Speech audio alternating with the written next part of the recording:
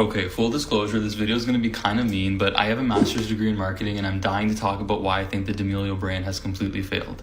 You probably don't know the real reason Charli got canceled, and it's a lot more than just being ungrateful for her followers. The downfall of the D'Amelios just keeps getting worse and worse with each passing day. Loves, Charli is getting major backlash over the dress she chose to wear during Coachella, and people don't seem to be enjoying Dixie's music as of late, not to mention all of their brands just keep failing despite them having a ton of followers across their platforms. Now that their main platform, TikTok, has gotten banned, are we really witnessing the last days of the D'Amelios' fame? The internet is accusing the D'Amelios of silencing a rising influencer. They go by the name of Be Better Company. They are a marketing professional and do a marketing analysis series on celebrity and influencer brands. Be Better posted this TikTok. They are so genuinely polite and their content is actually educational. Noah Beck saw his video that Be Better created, thanked them for sharing their knowledge and perspective. Anyway, they make an apology, which they shouldn't have. And Be Better is liking comments that are making people think it's the D'Amelio family.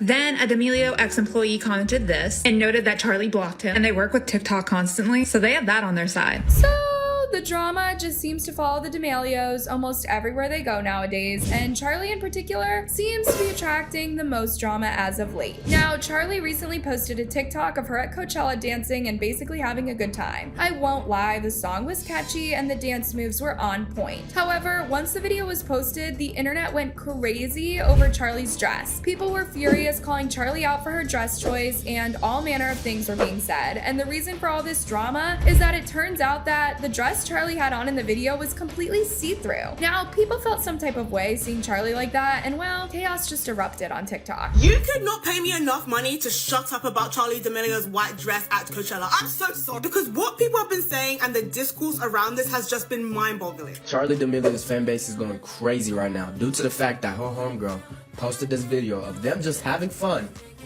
You feel me? That it simply turned out to be weird. Not by them, but by the freaking supporters, bro, by the fan base, bro. Now, I'm not gonna lie. The reason why they tripping, which I see why, but at the same time I don't get it, is because this dress that she got on right now. Obviously, I'm not gonna show you guys because I'm not gonna take the chances nor the risks. But what I can say is get off her damn. You feel me? Like this video, okay, I'm gonna give you guys a quick backflash. Alright, they posted this video having fun. Now, you don't even gotta stare too hard. You just gotta watch the video. You'll know what I'm talking about. This dress that she got on is so see-through. So see-through. You feel me? That you could damn near see everything, bro. You know what I'm saying? But then at the same time, it's like, bro, everybody's on her ass about this. And it's like, let her live, bro. Let her dress comfortably. Let her dress however she wants to dress, bro. Loves, it seems like everyone wanted to give their opinion on Charli, and you know how things go on the internet when everyone gets involved. It's rarely good. Y'all, Charli had to step in to address all the drama, and she was unapologetic about it and didn't seem bothered by all the stuff people were saying about her. Hey, you guys, it's Charli, and I just really need to admit this to you guys. I actually do have nipples, and I mean, that's really, that's all that I can say about this right now. I'm sorry. Now, amongst all this drama, I happened to stumble upon a series of videos from Be Better Company about the downfall of the D'Amelios. For months now, Be Better Company has been following the downfall of many celebrity and influencers and their brands, and they have been going extremely viral, and the D'Amelios were no different. Their videos went super viral, gaining over 10 million views, and it seemed that everyone wanted to see what Be Better Company had to say about the D'Amelios. Now, the thing with the videos that go super viral is that if you talk about somebody, they are definitely going to see that video. And that's exactly what happened here. Charli happened to stumble upon the first video talking about her and her family, and she was not too pleased, to say the least. So much so that she blocked Be Better Company on TikTok because of it. It turns out that Charli D'Amelio was not happy that I discussed why her brand has completely and utterly failed from a marketing perspective because she just blocked me on TikTok. So in celebration of that, we're going to continue to discuss where the D'Amelios went wrong, why I believe this is their downfall, and how they fumbled this billion-dollar bag so badly that we need to analyze it as a society. Now, you might be asking yourself, what was said in the video that made Charli that mad? According to Be Better Company, nothing that was said in the video was false or insulting. I think it's funny that she blocked me on TikTok because one, the only way that you can get upset by something is if it triggers you because it's a little bit true. So obviously what I said resonated in some way, otherwise it wouldn't have triggered her.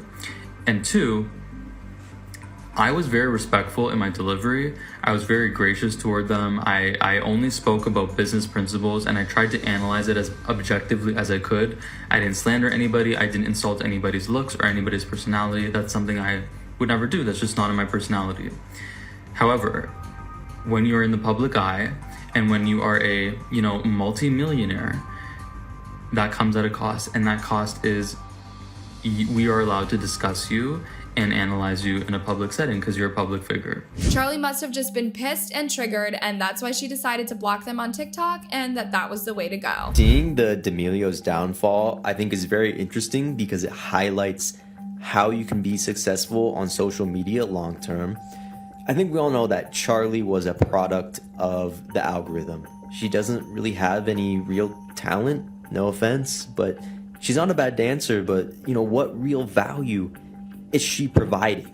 Loves, the points made in the video about the downfall of Charli and the D'Amelios in general were pretty strong and compelling. And to understand them, you'd have to look at the D'Amelios' rise to fame from the very beginning. Now, this all begins with Charli because without her, we wouldn't know Dixie or her parents. Just like TikTok, Charli started around 2019. Charli's friends encouraged her to join TikTok, and she soon started posting videos with her school friends. Her first couple of videos were just her lip syncing, but being a dancer, she would soon start posting more and more dance content on her account. A couple of months after joining TikTok, Charli posted what would arguably be her first viral video, duetting with another creator at Dance with Joy. I am sure Charli thought she was just posting another regular dance video, but she wasn't prepared for what happened next. Step, step, flip, flip, shoulder, shoulder, hip, hip. Hands go up, hands go down, move your booty all around. The video blew up and earned Charli over 100,000 new followers just 3 months after she joined TikTok. Charli was hooked, and so was her newly found audience, so she kept doing what she loved and posted more and more TikTok dances, and she only kept getting bigger and bigger, earning just over 5 million followers a few months later.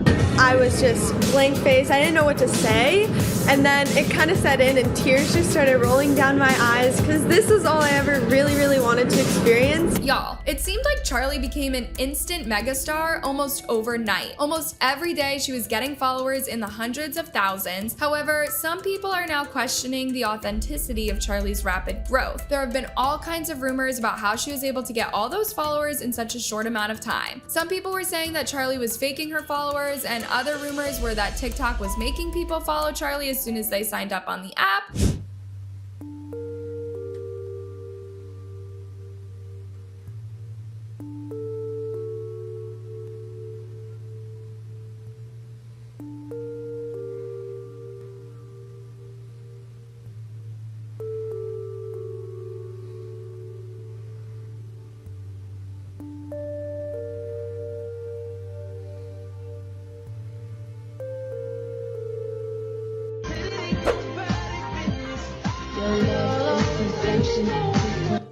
Okay, so this is literally the first time that her page has popped up on my For You page. Like literally, like Charli D'Amelio's actual page. Like, is the first, I mean, seriously when I say this, I've been on TikTok for like 4, maybe 5 years. And this is literally the first time her actual page has popped up on my For You page. And apparently she's like famous on this app, and like she's got like millions of followers, but she's never came across my For You page till literally just now. Like, I'm being that serious, but like I don't get it. How is she just now popping up on my For You page with all the followers she has, and me being on her for 4+ years? I don't get it. Her account's fake.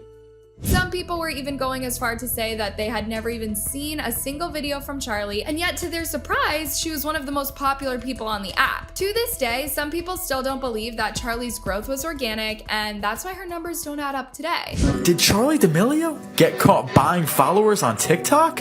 Let's have a closer look. I don't You know, bruh? Now, whether you believe the conspiracy theories or not, one thing is for sure. Charli did become seriously famous, organically or not. She started having all these brand deals. She began a skincare line. Her and Dixie did a podcast. Charli was everywhere. Her family, seeing this, decided to capitalize on the opportunity as well. This seemed like the perfect opportunity to market their entire family off of Charli's mega success. Every D'Amelio had their own separate TikTok page, and then they also had one together. The D'Amelio brand seemed to rule TikTok, and to this day, the D'Amelio family is associated with TikTok. Y'all, it got to a point where Charli became too big for TikTok, and when Charli is big, her whole family is big. So they decided to draw inspiration from the Kardashians and basically just make their entire family extremely famous. However, trying to copy the Kardashians might have been the D'Amelios' biggest mistake. You have to remember that for the Kardashians to reach the level of fame that they have today, it took years of slowly building. First, it was their dad, who is well known. Then years later, after her tape went viral, Kim became famous, and slowly her sisters started getting some fame, and they began their reality TV show, and all these years later, the Kardashians are seriously huge and known all over the world. On the other hand, the D'Amelios were trying to get to that level in a couple of years, and in trying to do so, they started being everywhere. TikTok, TV commercials, launching makeup lines, that awful show that Dixie was on. The D'Amelios were everywhere. There was almost no sort of mystery like there is with other celebrities. And in the long run, this seems to have worked against them. I mean, just look at the numbers. Outside TikTok, it's like they don't even have an audience. Just take a look at Charli's YouTube as an example. She has over 9 million subs, but her videos barely get 100K views. So in order for somebody to want to buy from you, you need to have an element of likability, relatability, and you also need something called self-awareness. You need to have an awareness of who you are, but also how the public views you. So for the average person working a 9-to-5 job who is making minimum wage, you know, America is a very poor country in the grand scheme of things, with a very huge gap between the top 1% and the rest 99%. So you need to have a self-awareness of how you are being perceived. And if you don't have that self-awareness, that's when you run into lots of issues and people can turn against you very quickly, which we've seen multiple times with multiple examples. So, for example, you need to understand that 99% of America is looking at you and your sister as two people that just won the lottery. You went from being a completely unknown person to overnight being completely and utterly wealthy, obscenely famous, and given essentially every opportunity in the world that you could ever want. It's literally like akin to winning the lottery, but even better, because instead of just getting money, you are also getting power, which, to be fair, is an extension of money.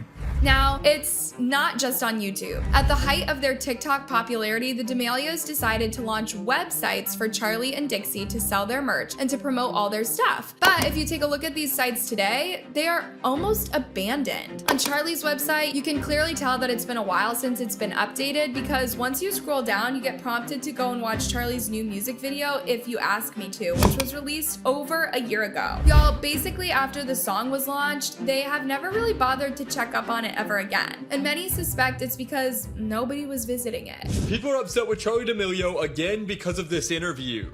When I hit 100 million, I think I was at the lowest mental state. So Charli D'Amelio recently went on a podcast. While on this podcast, the situation of what happened when she hit 100 million was brought up. For those that don't know, when she hit 100 million, she was canceled because she said that she wanted an even number of followers, and people felt like she was being ungrateful and just not appreciating her fans. Well, after she went on this interview, she said when that happened, she was at her lowest mental state of all time, and people are just unhappy with her because of this. Basically, people are just memeing the whole situation, making comments like, I physically couldn't do the Renegade anymore, calling it champagne problem, which if you don't know is essentially meaning rich people problems. And people generally are just not feeling any sympathy for Charli. And a lot of people are just getting upset with the fact that she even brought up the 100 million situation again. Now this all comes right after people canceled her for the Walmart deal. If y'all don't know, people essentially felt like she was cosplaying as a Walmart employee, and they were calling that messed up because they actually have to go to work, while Charli just goes to Walmart to cosplay as a cashier once, and she's probably making more than the average Walmart employee will make in their entire lifetime just by doing a single photo shoot. But what do you guys think of this? Dixie's website is also the same, but when you go onto Dixie's site, there is a section prompting you to follow Dixie on Twitter, but just from the preview on Dixie's Twitter, you can see that the tweets were from 2020. I assume when the site was getting set up. And it doesn't stop there. When you go to Dixie's actual Twitter account, you will notice that the account is barely active. There is a huge gap between Dixie's actual tweets, and when I say gap, I mean it. Her latest tweet is from April 8th. Now that doesn't seem that bad until you notice that her tweet before that was from December 2023. Also, both tweets just say hi, and that's it. Dixie doesn't engage with her audience further than that. And in between those tweets, all the account has done is retweet seemingly random products that Dixie is promoting. One thing that Be Better Company attributed to the downfall of the D'Amelios was that they grew so fast and they didn't take the time to connect with their audience. And to some extent, they just treated their audience as some product to sell stuff to. And that fact is pretty clear when you take a quick look at Dixie's Twitter. Amongst all the random stuff that the D'Amelios promote, one thing that they have been pushing as of late a lot is an app called Vinivia. But if you take a look at the comments where Dixie or Charli promotes this app, you can quickly notice a huge disconnect. So sad, it's not available in my country. Charli, I can't download the freaking app. Charli, do you know when the app is going to be available in Europe? I can't watch because it's not available in my country. So when you make that your entire brand, you become unlikable. And when you become unlikable and you become unrelatable, people don't necessarily want to buy from you, no matter how many followers you have. And I also do question, honestly, if their followers are real or not, because the numbers just aren't adding up. As an outside observer, maybe that's not true. Y'all, for almost a month, the D'Amelios have been pushing this app on their fans, despite their fans constantly telling them that they can't use the app because it's not available where they are. Now, that says a lot about the people you get paid to advertise to. They say they can't use the product, but you just keep on advertising more and more. And this is why their businesses just keep going down and down. It's like they're just taking money from whoever is giving out money and saying whatever they are told to, and there's no connection to the people they are selling to, and it can be argued that they are just looking at their fans as people to throw random products at. How can I fill a need that exists? Instead of doing that, they saw the cash cow and they milked it for all it was worth. Brand deals, commercials, TV show appearances, every quick, easy, get dirty rich kind of way that they could have made money, they did it, okay? And now they're reaping what they sowed because they're starting businesses after businesses and they're slowly fading to irrelevance. And I'm not saying that to be mean, I'm saying it as somebody, as an outside observer, objectively and statistically. Their brands are failing and they are being propped up by ad dollars and SEO and advertisements and all these things, but at the heart of it, there's no soul to their brand and there's no longevity to their brand because there's no longevity to them as individuals.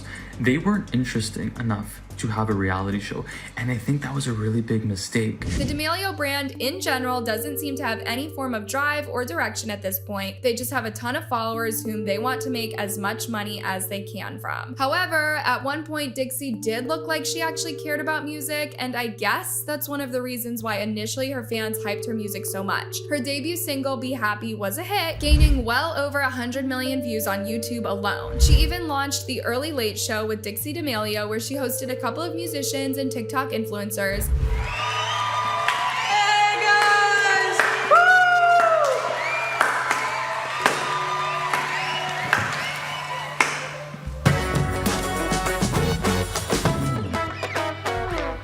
Dixie finally seemed to have gotten something she liked, so she continued releasing more and more songs, even featuring the likes of Wiz Khalifa, Lil Mosey, and Liam Payne. This was one thing from the D'Amelios that looked like it was done with passion, but issues behind the scenes have slowly seemed to affect Dixie. Dixie has come out and talked about her struggles with anxiety and depression, and has talked about how hard it has been for her sometimes just to get through the day. This has been reflected in her career. Dixie has not released any new music in a long time, and slowly her numbers have been going down. It is no secret that outside TikTok, the D'Amelios have no pull. Their ratings on their reality show just keep going down. They keep launching random products every once in a while, and when they are not doing that, they are promoting even more random products. Now that TikTok is banned, I don't know if the D'Amelios will survive the harsh world of fame. Will they just end up being some people we used to know, or can they turn this around? Only time will tell, but until then, let me know what your opinions are of the bizarre nature of the D'Amelios D'Amelio's in the comments down below. And don't forget to check out my other videos to ensure that you are up to date with all the latest tea. Till next time, bye!